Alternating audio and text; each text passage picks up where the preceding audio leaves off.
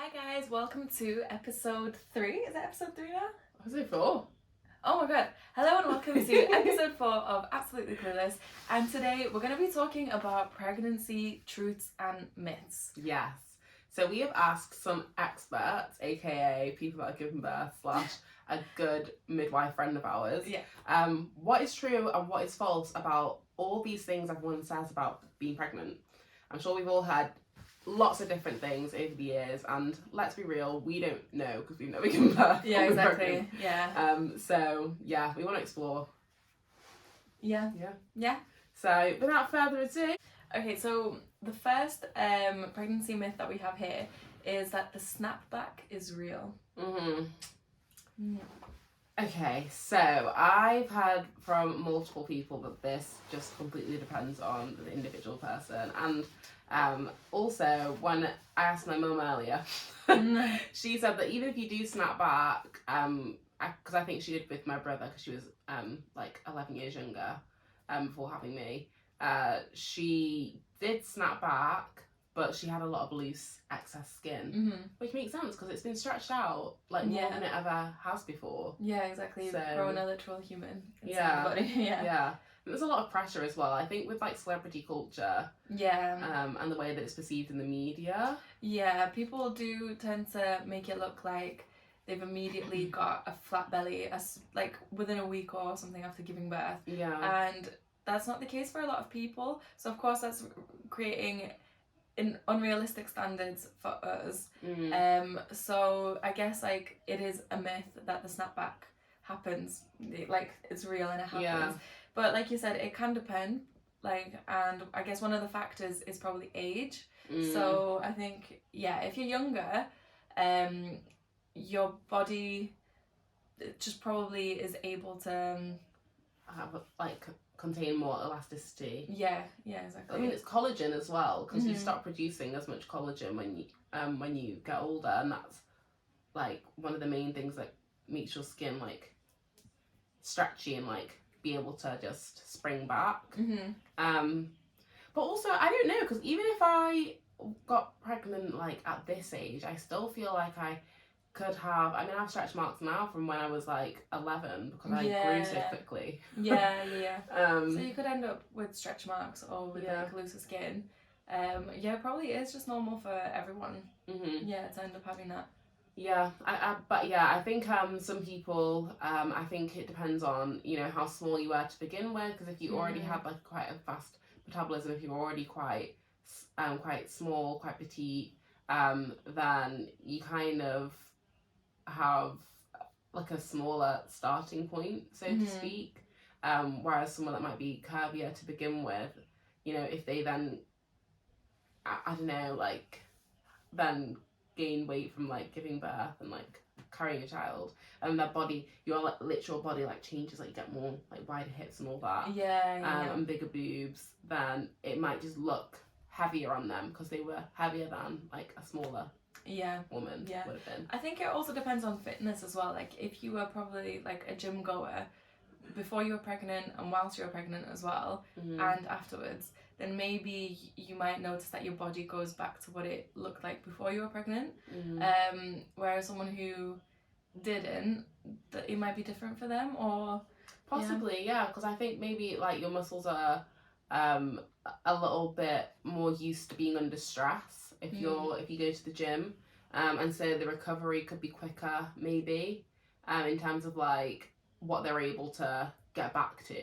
It's like muscle memory, which people have said is true, is a fact. So I guess, so the snapback, I guess it counts for some people, but it's not like you wake up the next day and then all of a sudden there's no evidence that you just gave birth. Like, it's just, and I think it's really unfair that movies and shows still portray it to be like that, because I think a lot of girls, we're quite lucky because we live in an age of information, but I think a lot of young women, especially, you know, young mums that are going into it maybe with half the information, because we're not taught at school, and we're not really taught like in the media either, are going in expecting all these things to happen and expecting that after they give birth they just will, you know, suck back, and it can really hinder someone's recovery, especially when their hormones are already out of sync and they're already like at a higher risk of having depressive thoughts, and then it's like they have to deal with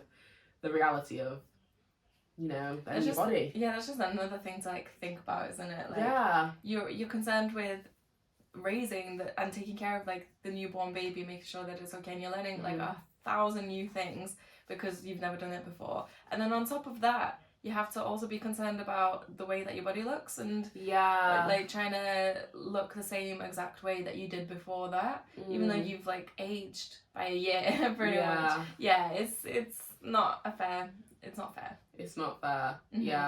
I think if we were to expect it a bit more, then it would allow for women to not look at themselves and think, what's going on? Why isn't this happening to me? Something must be wrong with me, and then sort of spiral from there. I think it's nicer if someone at least has the foundation of knowing what's going to happen to them. Yeah, exactly. I do think it's really annoying and silly that we didn't get taught about pregnancy at school. Like, I don't understand why that's not part of the syllabus to like 100%. Know exactly what happens like during the 9 months of pregnancy. Like, I don't really know when people are supposed to like start seeing a bump. Is that like within 2-3 months, or like? Yeah, I think it depends on the person, but I think it's supposed to be like 4 months. But I only have figured that out from like my boyfriend's friends, because they're all of the age where they're like having kids and stuff. Watching that. Yeah, so but it's scary that we have to learn such an important thing, like because pregnancy is so important. Like, because it's not just like buying a car. It's not like it's a big life change. It's huge, especially for women, obviously, and it has so many implications, so many health implications, and like it's so important to know in depth, I think, about it. And it's just scary that we have to learn it from our own life and experiences instead of like having been told a lot of the lessons before in school. Especially considering like how early on we learn all our other life skills, and it's like, why would you leave this one so late, especially given the fact that most of the people, for example, in like our PSHE lessons, because we went to a mixed school, half of that class is girls, and most of those girls are going to give birth at some point. So why shouldn't they know? And most of those guys are going to be with someone that gives birth, so they should know as well. Yeah, exactly. I actually think some men need to not. I saw, actually, I didn't say this earlier, but I saw a meme earlier today, and it was like some guy, he's probably famous, I don't know like trap rappers, I think he's like a trap rapper, and he was like, something that people don't talk about enough is that it really is like dating a new person once they give birth. That's like gross. But then he was like, not in a bad way, it's just something that people don't say.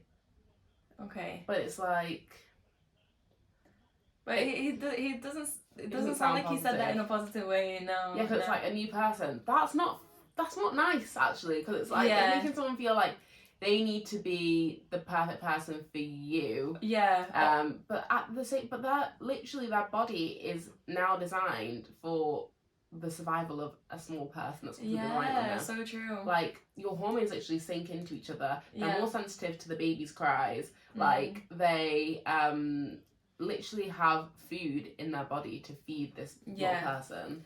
No, I just think that's really unfair as well, because that's not allowing that's almost like shaming her for like changing as a person. Like, she probably is still the same person, but she's a different version of herself now because she's just become a mother. Yeah, she's a parent now. Yeah, she's a parent now. Get on the programme. Yeah, get on the programme. And if you can't handle being a fucking dad and dealing with, like, having new responsibilities. Yeah. Then you should have never got pregnant. Exactly. Suck on it. Do you remember how this happened? Yeah, it was your fault, actually, matter of fact. Matter of fact. Yeah. Oh, yeah, and she has gone through a big transition, actually. Yeah. So, yeah, sorry that's changed her. Yeah, sorry that's so inconvenient for you. Yeah, I do think that a lot of guys need to be privy to this information as well, because maybe it was scary for him. Maybe it was like oh my gosh, what's happening? Yeah. And maybe he was immature and ignorant to the fact that it was going to be a big transition, and yes, she is going to change, and you should too. That's not to say that like women aren't immature and ignorant towards pregnancy as well, because I think at times both genders can be a little bit. Yeah. And I don't think it's fully our fault. It's like what you said, like it should be in the education curriculum, really. Because I think some people just want to be a parent, they just want to have a baby. Yeah. And then they forget about how, like, what it takes to actually get to that. And, like, what your body has to go through for you to end up having a baby. Like, it's not just, like, you know, a smooth journey all the time, I think more so as well, even if people have, like, a nice pregnancy, I think people maybe put too much, like, focus on the pregnancy and, like, it being like, oh, look, I'm so cute and pregnant. And I'm glowing. Yeah. You know, the pregnancy glow that people talk about. And then all of a sudden, like, you are a parent and, like, people aren't, like, doting around you all the time because you've given birth now. Like, you're not the priority, the baby is. Yeah, that's so like, true, actually. Yeah, people don't really realise that you are this little person's, like, life source. And you can't have a day off. Yeah. And you need to be prepared for that. That's why I don't want kids until my 30s, because I'm very much aware, I think, of, like, I just don't have the capacity to do that right now. Some people do, I don't.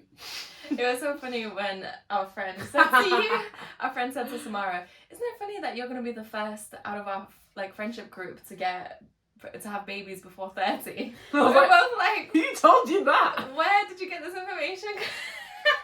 She was like, oh. Yeah. I was like, so literally funny. Nobody said that. Yeah. You came up with that little narrative on your own. If anything, everyone has been saying the opposite because we've talked about it on the podcast as well before, how, like, in our 20s it's not happening. I'm sorry, but I just know, I think I want to be like the best parent that I can be, and I know that isn't me right now. Yeah. So it would just be unfair for me to. It wouldn't make sense. It's stupid. Yeah. It's really stupid. Literally we're both back in our parents' house. Yeah, like, hello, look where I am. Come on, don't be silly. So silly. So silly. Yeah, that was wild that she thought that. That's Anywho. Okay. Next myth. So another pregnancy myth is that your uterus retracts when you breastfeed. So this is not actually a myth, though. Oh, sorry. What I meant to say. Another perceived myth is that your uterus retracts when you breastfeed. I don't really know what that means, not gonna lie. So your uterus is, like, obviously kind of, it's like the thing that your baby grew in. Yeah. And then obviously it's, like, left inflated or whatever, however you want to describe it after you give birth, because it's not just going to go. I think this again links to snapback, because I think people think it's just going to go, whoop, there's no baby in there anymore. But no, it hangs out and you do look like several months pregnant after you've given birth. Yeah, I've always wondered about that because you don't really see that on don't. the TV shows and stuff. Like, no. So I always wonder, like, Yeah. The only one that has like sort of depicted it, like, realistically are, like, dramas. I think I've seen 2 dramas. One was Pieces of a Woman, and that was really heartbreaking. It was about a woman that had a miscarriage and, like, the fallout of that on her relationship, and she had to go back to work, like, a week after she'd given birth. That's so because it didn't really, she didn't pass for maternity leave anymore. Oh, God. She just had a week to get her shit together. Her body, she still had to breastfeed because her body was still producing milk for a baby that obviously didn't make it. She started to wear, like, really heavy nappies because she was bleeding.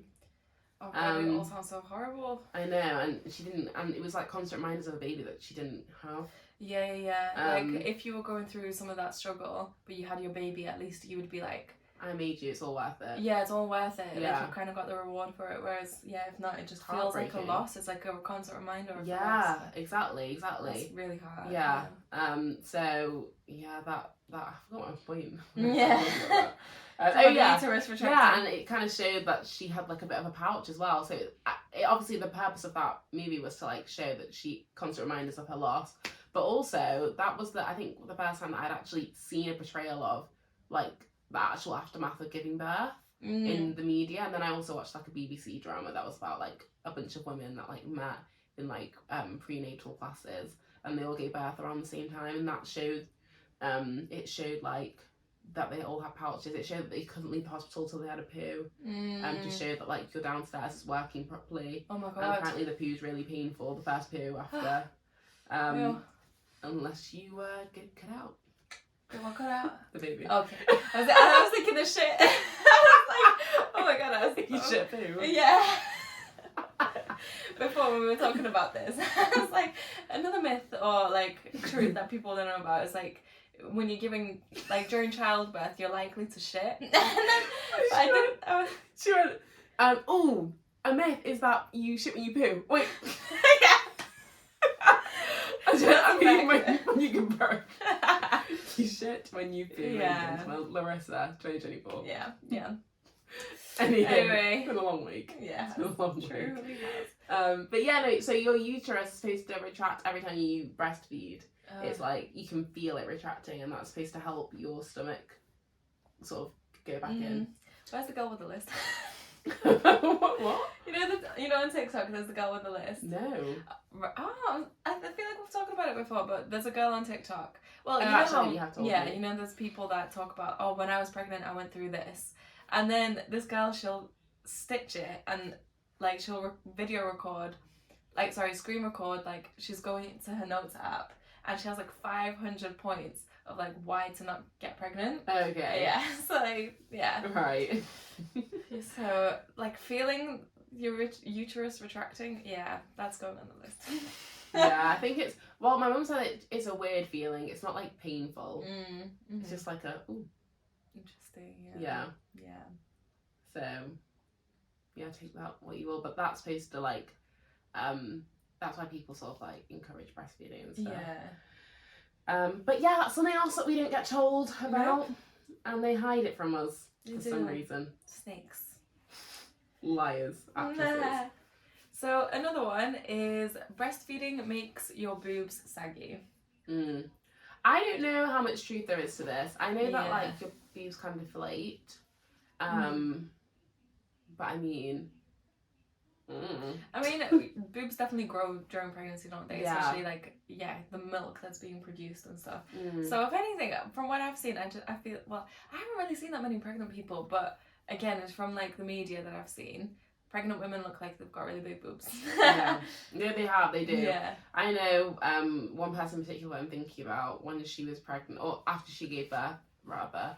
I remember like she was like quite naturally skinny before, like very small, petite, and didn't really have like very big boobs. Then after giving birth, she just had like, I think she probably went from like maybe grew like 3 sizes, I want to say.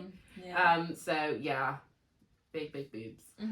But again, I think what lends to it is the fact that people maybe eat more, people maybe are less active because they want to be careful. This leads into another myth actually that we got from our midwife friend. Yeah. She said that eating for 2. Yeah. Yeah. So a lot of people say that pregnant women need to eat for 2 because, like, if you're growing a baby inside of you, surely you need more calories, you need more energy and stuff. From what I saw on the internet, I'm pretty sure it was something like you just need like 30 more calories. I can't remember exactly. I mean, it makes sense. Yeah, it's a fetus. They're really tiny. Yeah, they're so small. That's smaller than what they are when you're holding them. Yeah. They're like half of that size when they start like moving around. So yeah. God, I've got no idea about babies because I'm wondering now, like, how much do babies even consume? Consume. I don't know. I think it depends on the baby. Yeah. Because you can have big babies that will love their milk, you know. Yeah. And then I think it's like 4 or 5 months that they can have. I might be wrong, but until they can have like actual food and solids. Yeah.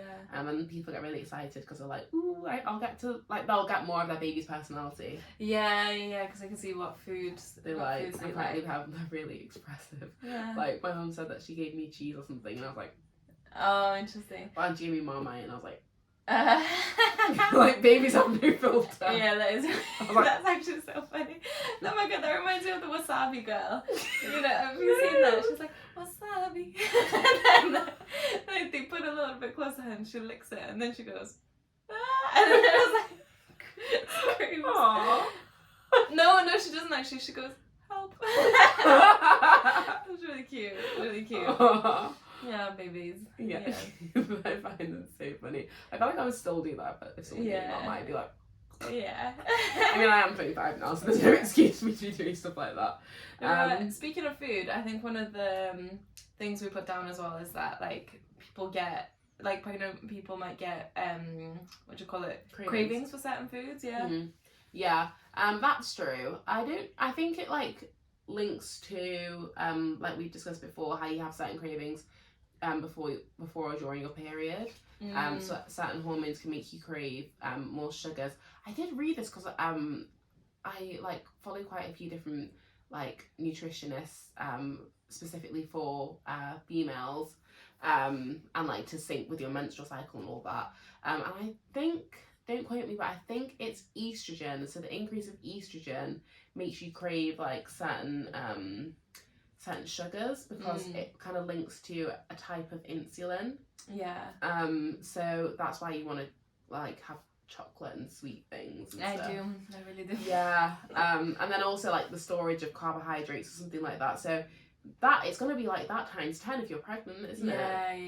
Yeah. So that makes sense. But people have like random ass cravings like pickles and stuff. Yeah, but then don't people say like I've heard that like when people are pregnant they like end up craving certain foods that they would never eat, and then as soon as their baby is born they don't want to eat that food anymore, but it's because the baby likes it. Oh, really? I think I've heard that before. Yeah. Oh, interesting. Well, I'm not eating pickles. I love pickles. I hate pickles. I don't like beetroot. I love beetroot. I don't like pickled beetroot though. I like roasted. I don't think I like beetroot. Have you tried roasted? Don't know. I think I try to avoid it because I know I don't like it. So pickled is different. I'm telling you now. Roasted tastes like carrots. Pickled is. I like carrots. Yeah, pickled is weird. Okay. I just don't like pickled. Yeah. I don't know who thought of that. It's like how pickled onions taste very different to normal onions. Yeah. Or like baked onions. Yeah. Anyway. But yeah, eating for two, don't need to do it. And also I think that's why a lot of people like do see excess weight gain. Yeah. Because I think sorry, go on. No, I was just gonna say I remember this teacher at school. She would push in front of the queue, like take the last dessert and everything. She'd be like, I'm eating for two, I've got an excuse. And I was like, no, you're just being greedy. And you're using your pregnancy as an excuse. Because I do think like you will need more energy, but like you literally, like factually, scientifically, you actually don't need that much more. Yeah. I think as well, like we said, if the cravings are playing into it, then maybe you're craving more than you need. Maybe, I don't know. Yeah. But yeah, you don't need to eat for two. Like, it's not something that your body requires. Yeah. So I think, yeah, maybe people like, especially if you're going into it a bit blind, you might just be eating like loads thinking that, oh, it's not going to make me gain weight because it's going to the baby. Yeah. People do think that, yeah. Yeah. And unfortunately, you're eating excess calories, so your body will just store it as fat. Especially if you're resting. This is another thing that our midwife friend said. Oh yeah.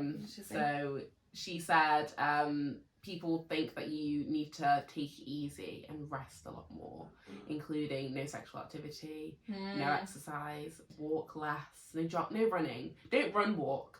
Not yeah, sure. because I see so many, like obviously we live in the age of like a lot of influencers, a lot of fitness influencers, and there's a lot of women who are, they're doing heavy lifting and stuff. Yeah, that scares me though. Proper athletic, yeah. But then, like, you can sometimes see like the stages that they go through in life, and then when they get pregnant, they still want to continue that activity, like, squatting with a barbell and stuff, whilst they've clearly got like a big baby bump and stuff. And like everyone in the comments everyone's just so concerned, and they're like, oh my god, how are you doing this? You're pregnant, you shouldn't be doing this. Like you're gonna harm the baby, you're gonna like damage something. I'm sure they would have checked with their doctor. And I'm pretty sure because of their platform and how big they are, and like they probably have their own qualifications and stuff to like know what they can and cannot do. I do think the only thing that scares me about lifting heavy is that you could drop something. Yeah, I mean, I would That's never it. risk that. No. I feel like I would still squat and I'm stuff. clumsy. I think yeah, but I'd go lighter. I wouldn't still try and like progressive overload. Oh no way, no. Yeah. No, my concern is like I feel like the baby would just pop out. Like you're squatting with like 40 kg. I don't even know. I think people are in labour for like 30 hours. Yeah. Okay. Yeah. I'm just like there she is. Yeah. It's a girl. Yeah. I know what you mean though. I think maybe it could induce labour or something. And like our midwife friend did say, like obviously it depends on the individual situation and like circumstances of that person, and if they have certain like illnesses or medical conditions, then they will be actively told. But I think that's the point. Like if you can't do anything like excessive exercise or anything like that, they will tell you. If they don't tell you, I mean obviously ask, because I will want to ask when the time comes for me, fingers crossed. But if they don't tell you can't do this and you shouldn't do that, then you can go to the gym and you can go running and you can do all these different exercises. There's one woman that I follow called Shona Virtue. I think I tried to show you her before, but she's like the best and probably only fitness person I follow online now. She's so good. She's got all these qualifications. She's like psychology qualified. She's got like a psychology degree. She's got a fitness degree. She's like a physio, and like she understands the science behind it as well. She recently gave birth, and she talked through her pregnancy and like her health conditions that she had, because I think she had like was it pneumonia? Yeah. So she got like a really bad cough and all that. But like she was talking about the exercises that she was doing and how she was like switching up her exercises to still be safe for her pregnancy. And I remember she spoke about the reasons why, and like it was very enlightening listening to her, because she wasn't just like doing it and not explaining why. She was explaining the science behind like the risks of doing certain exercises and the benefits of doing others. And like she was doing a lot of like hip exercises, just to get like her sort of hips and lower back strong and ready.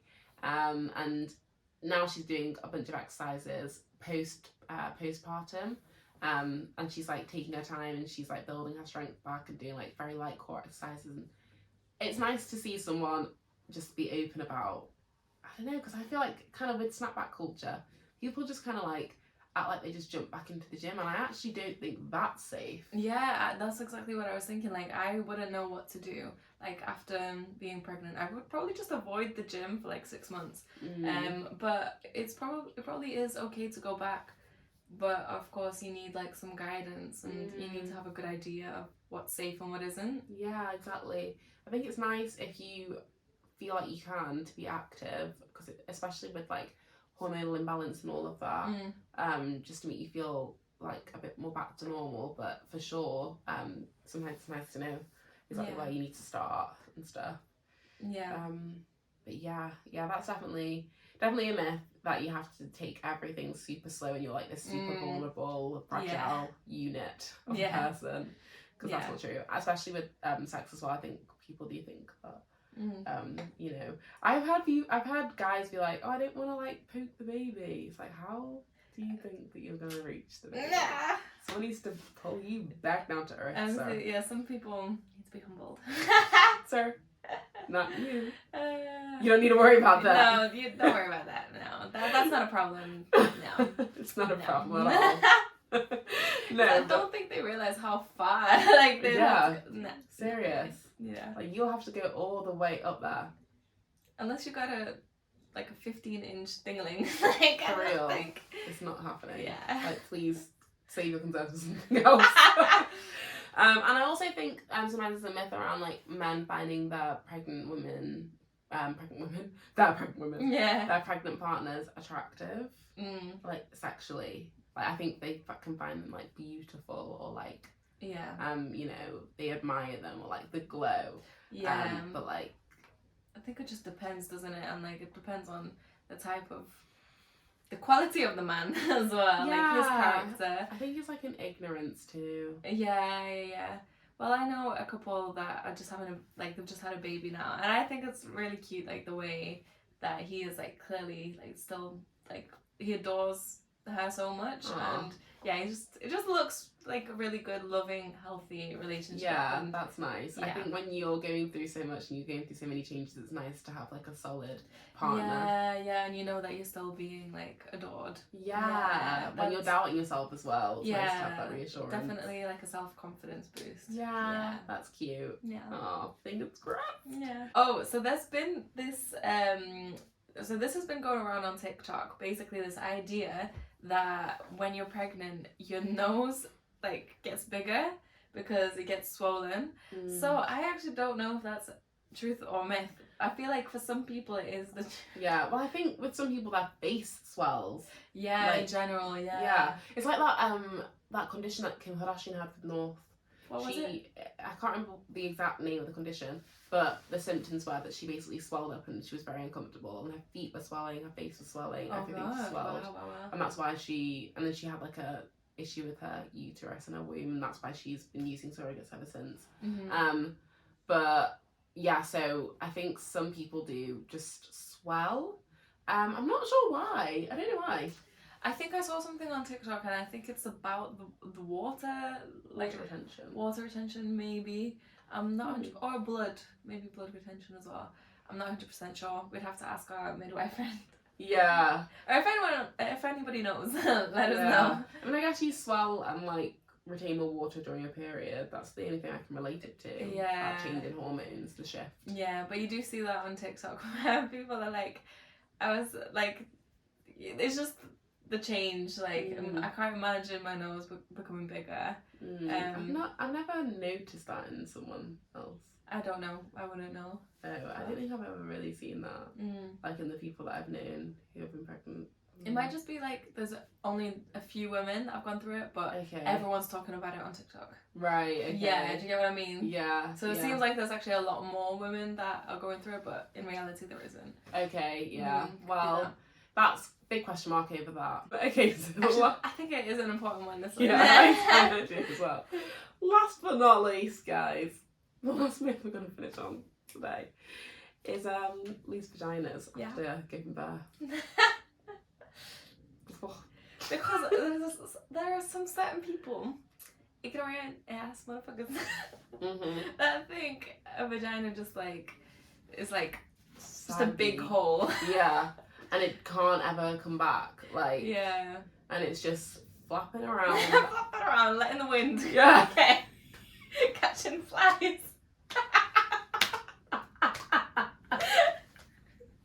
Catching all sorts in there. You know what I mean. Oh god. No. I think people forget that the vagina is a muscle. Yeah, like a very strong muscle too. Yeah. Like it literally contracts to push the baby out. Yeah, it moves and Yeah. It doesn't just like permanently Over yourself. Because I feel like I'm talking about the guys that say this, but get over yourselves. I feel like I've heard, I guess I've not heard it recently, but I remember hearing growing up like a lot of men being like, oh no, I don't like want her anymore, like in like movies and stuff and like shows. I don't want her anymore, like she's giving birth and it won't be tight. Yeah, and I think this kind of links to the whole like myth that virgins have like super It does. tight. Yeah, well that's why guys think that even their penis is going to change a woman's vagina. Like, are you fucking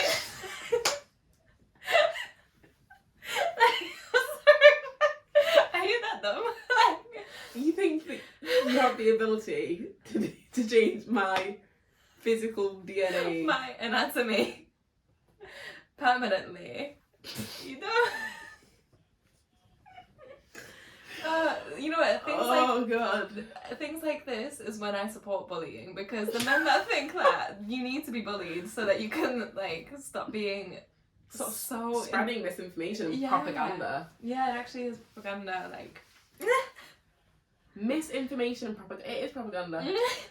Stop with your lies and your deceit. It is. It's deceit. Yeah. Oh god. I'm so glad I don't believe that. Yeah, me neither. Because at some point when like you're not like getting the right information from school or like from your parents and just life in general, and the people that are talking about these things are the ones that are sending messages like that. Yeah. Yeah, like at some point I'm pretty sure I would have believed that or bought into that idea. Yeah. And I'm so glad I've unlearned that. Yeah, I remember being like concerned about like you know, in the future when I start like being sexually active, like how many people I sleep with, because I didn't want like a loose vagina. Yeah. And then after I give birth, I need to make sure that I've got it all out my system, because I won't really be able to have like sexual intercourse because I'll have a loose vagina. Like,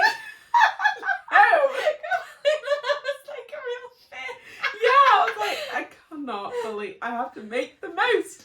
Like, no. I need to fuck around, but basically, yeah, a baby. I'll have a loose vagina. And no one want me because I'll be your mother. Like, please stop. No, I do think that is like certain people just trying to weaponize women and making women feel insecure, and as well, like, you know, also feeling insecure towards other women. Like, if you've given birth and you feel like you're not as good as a woman who hasn't given birth because they have a tighter vagina. Yeah.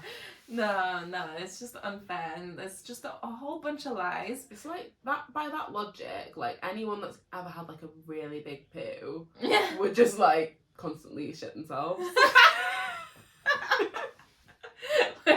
Yeah, no, you're right. Yeah, that's a good concept. Yeah.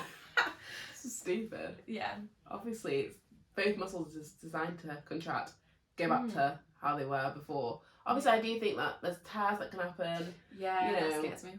There is like scarring that can happen after the fact, but it's never going to be a case where it's a gaping hole and it's like a, you know, it's completely different to what it once was. And the guy's not going to feel anything. Yeah, come on. Like, it's, I remember someone made a joke on a comedy movie that it was like, oh, I've had 5 kids, it's a pencil in a jar down there. And I was like, oh god. People like that don't deserve to get women pregnant. Genuinely. It was a woman that said it. Oh my god. Yeah. I've had 5 kids, there's a pencil in a jar down there. Which is basically just like that. Yeah. Is that even possible? I don't think there's that much space between the legs. legs. Yeah, no, there wouldn't be. Like, you would have to... It would get cold. It would get cold in there.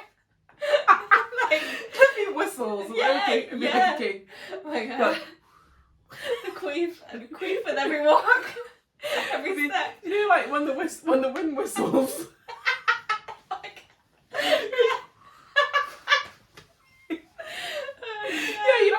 You have the widest. What would you even wear? Imagine being on the beach and like the bikini doesn't come right up. Nothing covers it, yeah. Just... terrible. Oh yeah, come on. Terrible. In what fantasy world? Yeah. Is that happening? Oh god. Oh guys. Anyway, so we cleared up some things. Yeah, I think we've killed a lot of myths today. I mean, we definitely learnt a lot. Thank you so much to our midwife friend. I don't know whether you want your name shouted out. That's why I'm calling you my midwife friend. But yeah, thanks for listening. Hope you enjoyed this episode. Yep, and we'll see you on the next one. And before we go, remember, it's okay to be clueless. I don't know. Bye.